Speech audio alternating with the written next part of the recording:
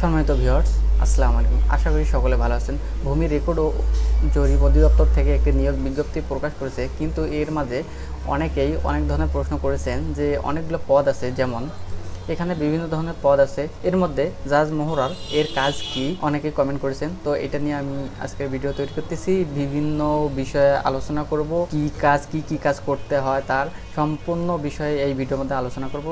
কেউ ভিডিওটা স্কিপ করবেন না, সম্পূর্ণ প্রসেসটা দেখবেন, তাহলে বুঝতে পারবেন যে আসলে এই পদের কাজ কি। তো বেশি কথা না বলি, চলুন শুরু করি। প্রথমে এখানে দেখেন, ভূমি রেকর্ড ও জরিপ অধিদপ্তরের অধীনে জাজ মোহরার পদের কাজ মূলত ভূমি মালিকানা ও রেকর্ড সংক্রান্ত তথ্য ব্যবস্থাপনা ও সংরক্ষণ নিয়ে।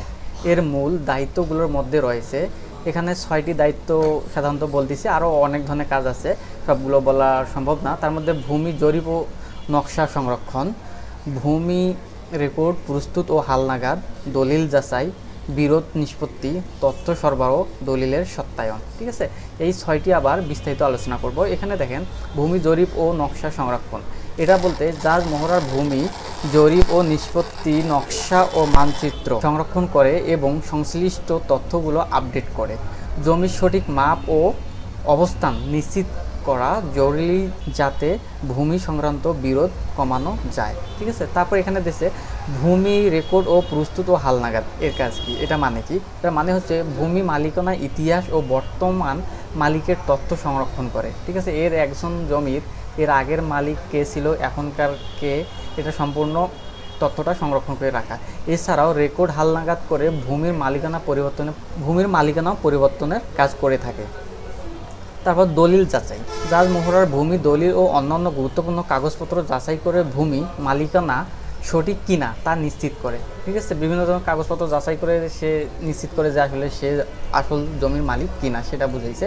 তো মালিকানা পরিবর্তন বা হস্তান্তরের সময় দলিলগুলো যাচাই করা হয়। ঠিক আছে, কেউ যদি কোনো কিছু কিনে বা বিক্রি করে, তখন বিভিন্ন ধরনের জমিগুলো যাচাই করে দেখে। তারপর বিরোধ নিষ্পত্তি, মানে যদি কোনো ভূমি নিয়ে বিরোধ সৃষ্টি হয়, তখন জাজ মোহরার এর কার্যক্রম ভূমির সঠিক মাপ ও তথ্যের ভিত্তিতে বিরোধ নিষ্পত্তি করার কাজে সহায়তা করে।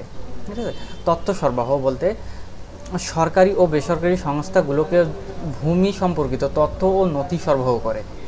সরকারি প্রকল্প বা ব্যক্তিগত প্রয়োজনে জমির রেকর্ড প্রয়োজন হলে জাজ মোহরার দায়িত্ব তা সরবরাহ করা।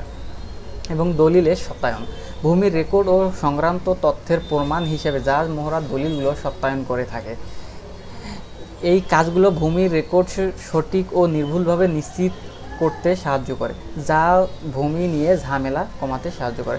আর এটাই কাজ ছিল, আরও বিভিন্ন ধরনের কাজ থাকে, সবগুলো তো বলা সম্ভব না। তো এই ছিল আজকের ভিডিও। যদি ভিডিও সম্পর্কে কোনো মন্তব্য থেকে থাকে, তাহলে অবশ্যই কমেন্ট বক্সে কমেন্ট করে চেষ্টা করবেন, আমি উত্তর দেওয়ার চেষ্টা করবো ইনশাআল্লাহ। তো এই ছিল আজকের ভিডিও। পরবর্তী ভিডিওর আল্লাহ হাফেজ।